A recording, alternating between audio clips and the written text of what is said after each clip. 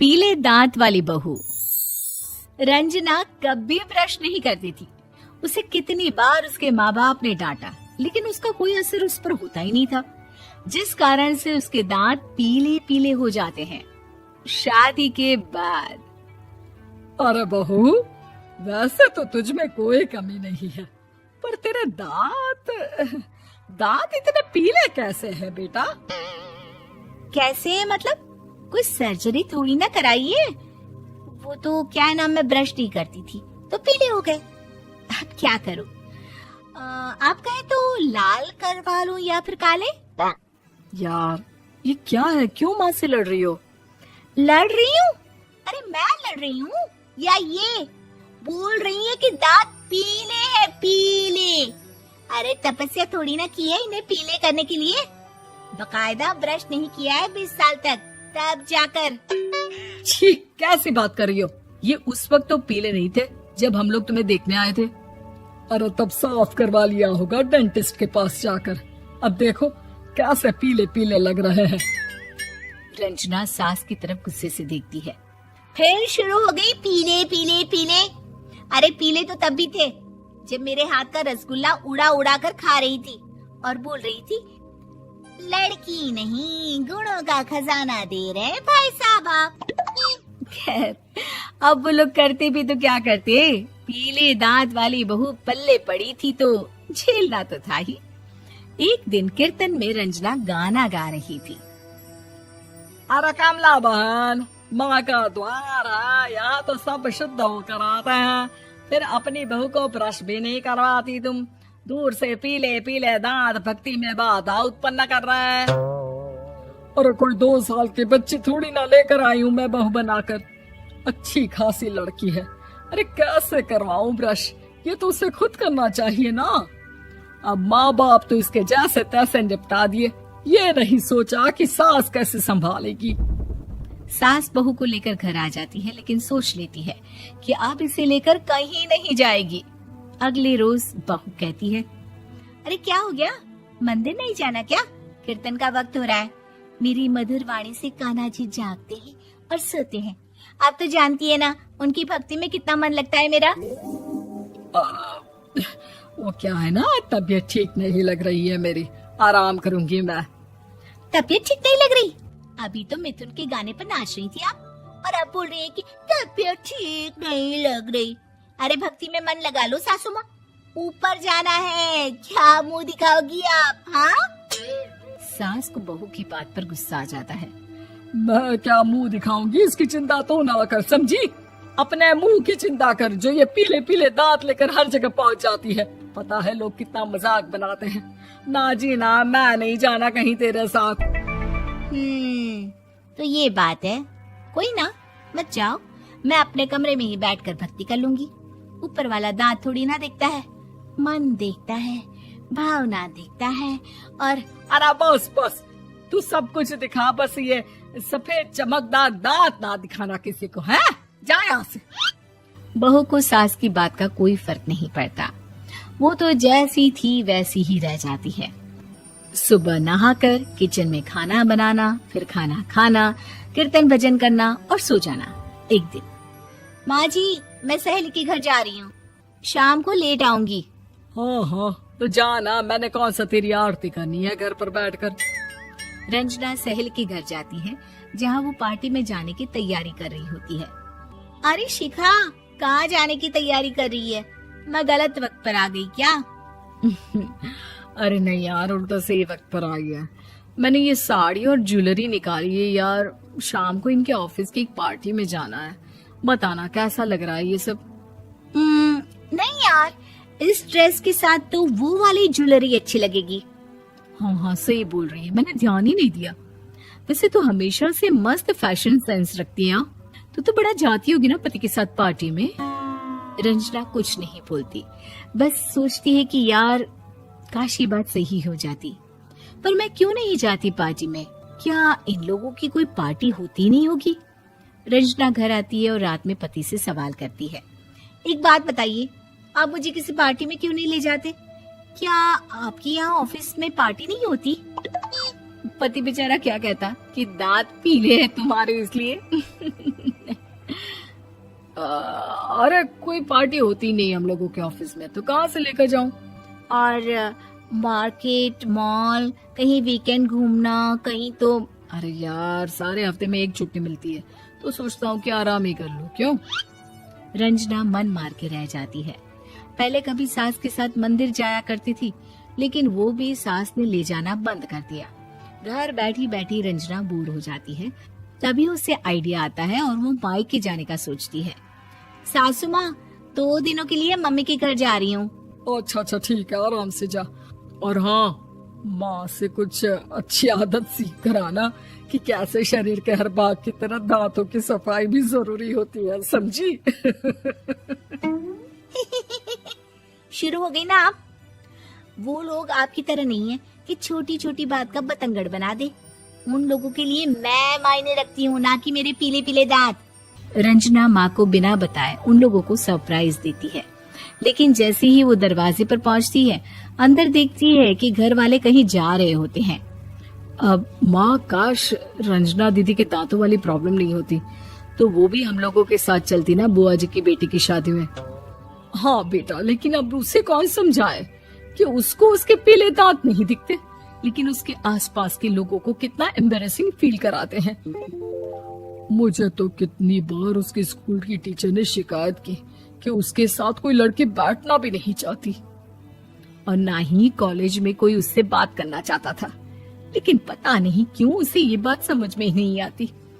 कोई कमी नहीं है उस लड़की में, बस यही कि दांत पीले हैं। वो तो भला हो जीजाजी और उनकी माँ का, जो दीदी को जैसी है वैसे ही रखा हुआ है। रंजना को अपने घर वालों की बात सुनकर बहुत दुख होता है। वो सोचती है कि वो क्या करे, लेकिन फिर वो सीधा डेंटिस्ट के पास जाती है, अपने दांत चमकाती है और कसम खाती है कि वो रोज ब्रश करेगी। अरे क्या हो गया? तुम तो 2 दिनों के लिए गई थी ना, पर कोई ना, अच्छा है, चलो आ गई तो। रंजना सास के सामने आकर खड़ी हो जाती है और पूरी स्माइल करती है, उसके चमकदार दांतों को दिखाती हुई। है? चले मंदिर। माँ, मुझे माफ कर दीजिए, मैंने आप लोगों को बहुत एम्बैरेसिंग फील करवाया। मैं आज से रोज ब्रश करूंगी। दुर्गा नदी के किनारे बसा एक गांव फूलपुर। गांव में कुछ 100-150 लोग रहते थे। अंजलि, जो कि पास ही के जिले में रहती थी और 12वीं पास कर चुकी थी, उसके पिताजी ने बेटी को जल्दी विदा करने के लिए उसकी शादी फूलपुर गांव के मुकेश से करवा दी थी। मुकेश कभी स्कूल नहीं गया था और इस कारण वो पढ़ा लिखा नहीं था, और बाकी गांव वालों की हालत भी मुकेश जैसी ही थी। मुकेश के घर में उसके माता पिता भी रहते थे। सासू माँ, मैं बाहर मंदिर तक जा रही हूँ, आधे घंटे में आ जाऊंगी। अरे अभी कहीं जाने की जरूरत नहीं है, चुपचाप जाके रसोई में रात के खाने की तैयारी करो। और ये घूंघट क्यों हटा लिया है तुमने? क्या पता नहीं कि इस गांव में औरतें बिना घूंघट के नहीं रहती? रात में अंजलि छत पर जाकर अपनी मम्मी से बात कर रही होती है। तभी गांव की 3-4 औरतें उसे देख लेती है और दरवाजे पर आकर उसकी सास से शिकायत करने लगती है। और क्या हुआ? अरे छत पे तो देखो, आपकी बहू मटक मटक के किसी से फोन पर बात कर रही है, दिन भर फोन पे लगी रहती है। अरे कल तो मंदिर के पास वो क्या कहते हैं, सेल्फी ले रही थी। शहर की बहू रखना अच्छा शान की बात है, पर देखना इसके लक्षण से ये तो तुम्हारे परिवार को बदनाम ना कर दे। ये पहली बार नहीं था जब सास से गांव के लोगों ने अंजलि की बुराई या शिकायत नहीं की हो। अब तो ये रोज की बात थी। अंजलि ये सब सुन लेती है। जब वो नीचे जाती है तो मुकेश भी वहां आ जाता है। सास कहती है, बेटा लोग घर आकर शिकायत करने लगे हैं बहू के कामों की, देख लो। पति हो, संयम से रखो इसे। माँ जी, मैं तो अपनी माँ से बात कर रही थी, क्योंकि यहाँ कोई बात करने लायक ही नहीं है, और अब मैं माँ के पास ही रहूंगी। वहाँ क्या रहना, वहाँ बाहर के लोग तो ठीक है, पर घर के लोग भी इज्जत ना दे सके। अरे नहीं नहीं अंजलि, ऐसा नहीं है, धीरे धीरे सब ठीक हो जाएगा। तुम फिक्र ना करो। अरे बस कुछ बोलना ही नहीं है, सर पे चढ़ा रखा है बहू को। सास मुकेश की नरम बात सुन के वहां से मुंह चढ़ाकर चली जाती है। मैं तो कहती हूँ हम दोनों शहर चले जाते हैं। मैं पढ़ी लिखी हूँ, मुझे वहां नौकरी भी मिल जाएगी और थोड़े दिनों में आप भी वहां कुछ काम ढूंढ लेना। अरे नहीं नहीं अंजलि, हम यहाँ ना गांव का खेत, माँ पिताजी को छोड़कर शहर नहीं जा सकते। माँ पिताजी को कैसा लगेगा और गांव वाले क्या सोचेंगे। ये कहकर मुकेश सोने चला जाता है और अंजलि की गांव वालों द्वारा बुराई का सिलसिला बहुत दिनों तक चलता ही रहता है। लेकिन अंजलि गुस्सा ना दिखाते हुए समझदारी से काम लेती है। बारिश का मौसम चालू हो जाता है। जोरदार बारिश से पूरे गांव में हाहाकार मच जाता है। दुर्गा नदी में बाढ़ आ जाती है और बाढ़ का पानी पूरे गांव की फसल तबाह कर देता है। फसल की ये हालत देखकर गांव वाले निराश हो जाते हैं और बात तो यहाँ तक पहुँच जाती है कि कुछ लोग तो अंजलि को इस सब का दोषी ठहरा देते हैं।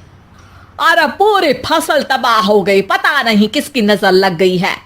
अरे जब से चौधरी परिवार में ये शहर की बहू आई है ना, तब से ही गांव की शांति चली गई है।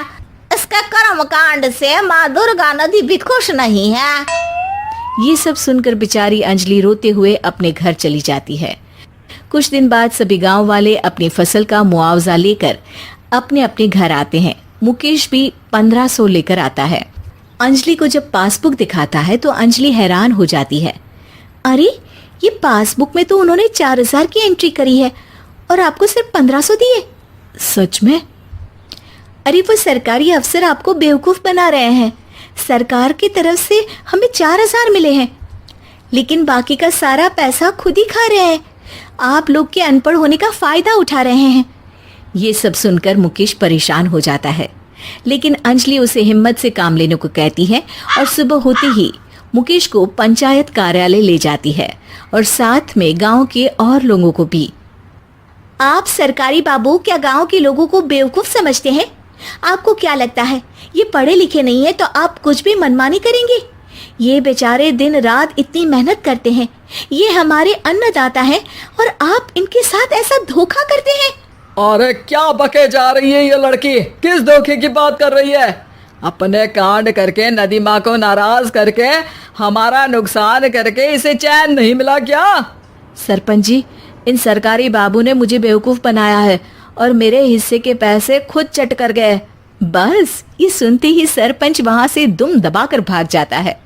पता चलता है कि जनपद अधिकारियों ने गांव के सरपंच के साथ मिलकर सबके साथ धोखा किया है। सब लोगों का विरोध शुरू हो जाता है और आखिर में अधिकारी सब गांव वालों के हिस्सों के बचे हुए पैसे उन्हें लौटा देते हैं और कई दिन तक सरपंच गांव में लौटता ही नहीं। अंजलि, तुम नहीं होती तो हम गांव वालों को तो पता ही नहीं चलता कि ये हमें हर बार बेवकूफ बनाते हैं। हाँ हाँ अंजलि बेटी, हमें माफ कर दो। हम सब तुम्हें बुरा भला कहते रहे, लेकिन तुमने ही आज हमें बेवकूफ बनाने से बचाया है। हमें तुम पर गर्व है बेटी। अब समझ आया कि सरपंच तुमसे नहीं, तुम्हारे पढ़े लिखे होने से नफरत करता था। क्यों ना इस बार हम अंजलि को ही सरपंच पद के लिए चुन ले? क्या कहते हो गांव वालों? पढ़ी लिखी सरपंच। बस पूरा गांव अंजलि के लिए ताली बजाता है और अंजलि की सास उसे खुशी से गले लगा लेती है। शालू और प्रीति एक घर की दो बहुएं थी। बड़ी शालू नौकरी करती तो छोटी प्रीति घर संभालती। दोनों के दो दो बच्चे और सास ससुर। अरे प्रीति बेटा, तेरी बुआ सास कुछ दिनों के लिए रहने आने वाली है। कहाँ इंतजाम करना है रुकने का? अच्छा माँ, कब आ रही है वो? मैं बच्चों के कमरे में इंतजाम कर दूंगी। तभी बुआ सास सामान लेकर आ ही जाती है। अरे जीजी, आप तो परसों आने वाली थी, हम अभी आपकी ही बातें कर रहे थे। हाँ हाँ सुना मैंने, तू बोल रही थी कि मुझे कहाँ एडजस्ट करना है, वैसे ही जैसे तू माँ को एडजस्ट करती थी। बेचारी एडजस्टमेंट में ही चली गई। और ये जो हार तूने पहना है ना, वो मुझे देने वाली थी। तभी बड़ी बहू शालू आ जाती है। नमस्ते बुआ जी। ये हार तो माँ जी को दादी सा ने ये बोलकर अपने अंतिम समय में दे दिया था कि भगवान तेरे जैसी बहू सबको दे। वो बहुत खुश रहती थी माँ जी के पास। बुआ सास बात बदलती हुए कहती है, हाँ हाँ, जा चाय लेकर आ। कोई ये तो नहीं कह रहा कि बुआ जी थक गई होंगी, चाय पी लो। छोटी बहू चाय बनाने के लिए किचन में जाती है, जिसके पीछे बड़ी भी चली जाती है। और मेरी प्यारी बहना, कब आई? नहीं बात करूंगी भैया मैं। अरे बहन, तू नाराज हो जाती है तो मेरा तो दिल ही नहीं लगता कहीं। मैं सबको बोल देता हूँ, जब तक मेरी बहन है सबसे पहले उसकी बात सुनी जाएगी। उसका काम पहले होगा, बाद में किसी का, समझ गए सब? बुआ सास खुश हो जाती है। फिर सभी खाने के टेबल पर आ जाते हैं। छोटी बहू नाश्ता बनाती है और बड़ी सबको खिलाती है। बुआ सब देख रही होती है। नाश्ते के बाद, अच्छा माँ जी, मैं ऑफिस जा रही हूँ, शाम को मिलती हूँ। छोटी बहू किचन में लग जाती है, बच्चों का टिफिन बनाती है, दोपहर को उन्हें पढ़ाती है, सबको खाना बनाकर खिलाती है और फिर शाम को चाय में सास और बुआ सास के पास बैठ जाती है। अरे छोटी बहू, मानना पड़ेगा तुझे, बड़ी ही फुर्ती से घर का सारा काम करती है। अपने बच्चों के साथ साथ बड़ी के बच्चों को भी संभालना आसान नहीं है। शुक्रिया बुआ, लेकिन हर किसी के साथ मिलकर काम का तो पता ही नहीं चलता। सबके साथ? मुझे तो तेरे साथ कोई ना दिखा। सुबह से देख रही हूँ तू ही चाय बना रही है और वो तेरी बड़ी वाली सबको दिखाने के लिए परोस रही है कि सबको लगे कि उसने बनाया है। अरे रे रे रे, कितना थक जाती है तू। और वो मैडम बनकर निकल जाती है। नहीं नहीं बुआ जी, ऐसा कुछ भी नहीं है। दीदी सुबह से उठकर माँ जी के मंदिर की तैयारी, घर की झाड़ पोछ और किचन में सबको परोसने के साथ बच्चों को तैयार करती है। हाँ, पर तू तो पूरा किचन देखती है ना, वो क्या पागल बना रही है वो तुझे? अरे नहीं नहीं, इतना ही नहीं, शाम को घर आते वक्त वो ताज़ी सब्जियां भी लेकर आती है, क्योंकि पतियों को आने में देर हो जाती है। फिर ऑफिस में भी तो सारा दिन काम करती है, रात के खाने में फिर किचन में लग जाती है। वो ना हो तो मैं कुछ ना कर पाऊं। ये बोलकर छोटी वहां से चली जाती है। फिर बड़ी शाम को ऑफिस से आती है। अरे प्रीति, ये सब्जी ले ले और पैकेट में तेरे फेवरेट सिंगर की सीडी है, वो भी निकाल लेना, मैं चेंज करके आ रही हूँ। फिर बुआ की तरफ देखकर कहती है, कैसी है बुआ जी? अच्छी हूँ, मुझे क्या होना है। तू बड़ी मैडम लग रही है इस साड़ी में। बेचारी छोटी को तो फुर्सत ही नहीं मिलती बाल भी झाड़ने को। बता रही थी आज मुझे कि कितनी परेशानी होती है उसे सारा दिन। हाँ बुआ जी, ठीक बोल रही हो आप। घर दिखना आसान नहीं है। 4 बच्चों को संभालना, उनको पढ़ाना लिखाना, इतने लोगों की फरमाइश में हर किसी के लिए अलग अलग व्यंजन बनाना, सब करती है मेरी प्रीति। तो कहाँ मौका मिलता होगा। अच्छा, बाद में मिलती हूँ। ये कहकर शालू वहां से चली जाती है। सास सब सुन रही होती है। वो बुआ सास के पास जाती है। अरे जी जी, कहाँ 2-2 बहुओं के बीच पीसी पड़ी हो। मुझे देखो कितनी मौज है, कभी बड़ी के पास तो कभी छोटी के पास। दोनों को अलग करके रखा है, ना बड़ी छोटी की शक्ल देखे ना छोटी बड़ी की, और दोनों के बीच में मैं मलाई खाती हूँ। तभी वहां छोटी बहू आ जाती है। माँ जी ये लीजिए दवाई, और हाँ, मलाई खाने का सोचिएगा भी मत। आपको पता है ना, डॉक्टर ने आपको मलाई खाने से मना किया है। सास भी बहू की बात को समझकर मुस्कुराने लगती है। अरे नहीं नहीं, मैं तो इस जिंदगी में ऐसी मलाई खाने की सोचूं भी ना। बुआ सास समझ नहीं पाती कि दोनों सास बहू कैसे उसी के सामने उसी का मजाक उड़ा रही हैं। लेकिन फिर बुआ सास हार नहीं मानती। अगली दोपहर किचन में जाकर छोटी से कहते हैं, सचमुच तुझे देखकर तो दया ही आती है मुझे। क्यों बुआ जी, मैं क्या इतनी बेचारी सी लगती हूँ? अरे नहीं नहीं, मैं तो ये बोल रही थी कि कितना काम करती है तू। नहीं बुआ जी, दीदी मुझे सुबह ज़बरदस्ती चाय और नाश्ता ना कराए तो मैं तो सारा दिन भूखी रह जाती। वो मेरे बिना नाश्ता नहीं करती, फिर उन्हें ऑफिस को देर ना हो जाए तो मुझे नाश्ता करना ही पड़ता है। वो मेरी जिठानी नहीं, बहन जैसी है। बुआ की बात एक बार फिर सास सुन तो लेती है लेकिन कुछ नहीं कहती। शाम को बुआ बड़ी से कहती है, कितनी मेहनत करती है तू, घर का काम, बाहर ऑफिस का काम। अरे फिर क्यों इतनी मेहनत की कमाई को सीढ़ी खरीदने में बर्बाद करती है? बचाना सीख पैसा। अरे कैसी बात कर रही हैं बुआ जी? मैं जो आराम से बच्चों की फिक्र के बिना ऑफिस में काम कर लेती हूँ वो छोटी के कारण ही तो है। ना बाबा ना, मैं तो उसके बिना जीवन सोच ही नहीं सकती। वो मेरी छोटी बहन जैसी है। बहन का कोई शौक मैं पूरा कर सकूं, इसके लिए मुझे पैसे का मुंह देखने की कोई जरूरत नहीं है। अब तो क्या था, बुआ सास वहां से भी मुंह बनाकर बाहर आती है जहां खड़ी होती है सास। देखिए दीदी, एक बात बताती हूँ, ये दोनों बहन बनकर यहाँ रहती है। इस घर की मजबूत नींव है दोनों। बहुत लोगों ने कोशिश करी लेकिन मेरे ही किसी अच्छे जन्म के कर्म होंगे कि कोई इन्हें भड़का नहीं पाया। तो ये घर आप रहने ही दीजिए। रोशनपुर नाम के गांव में चंदा और शांति नाम की जिठानी और देवरानी रहती थी। चंदा का पति बहुत पैसे वाला था। उनके पास किसी भी चीज की कोई कमी नहीं थी और उसके विपरीत शांति का पति बहुत ही गरीब और नशेड़ी था। शांति चंदा के घर में काम करके अपना घर चलाती थी। भाभी, घर पर खाने के लिए कुछ भी नहीं है। अगर आप थोड़ा खाना दे पाए तो बहुत मेहरबानी होगी। मुझे जो भी पैसे मिलते हैं वो तो आपके देवर नशे में उड़ा देते हैं। ये तुम लोगों का ना रोज रोज का ड्रामा हो गया है। अब देवर जी कमाते नहीं है तो मैं क्या करूं? तुम्हारा पति तो तुम्हारी सारी कमाई दारू में उड़ा देता है। रहने दो भूखा उसे।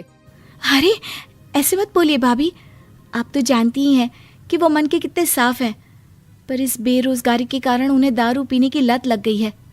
अरे अपना ये रोना गाना बाद में कर लेना, पहले काम निपटा ले घर का। मेरा और टाइम खराब ना कर। जा गेहूं पीस ले, फिर तुझे कपड़े भी धोने हैं। शांति रसोई घर में जाकर गेहूं पीसने लगती है।